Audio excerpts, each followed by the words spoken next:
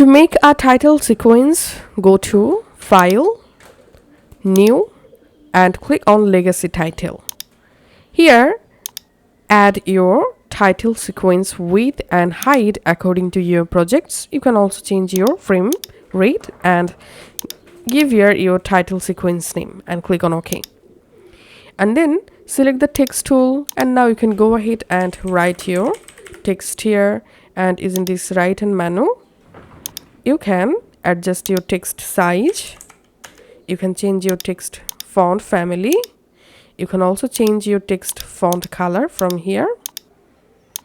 So go ahead and just customize your title text. Select the selection tool. You can change your text position. Then close this window. Under project, here you will find your title sequence. Now right click on your title and just click on new sequence from clip. And here we can see I've successfully created a new sequence from my title.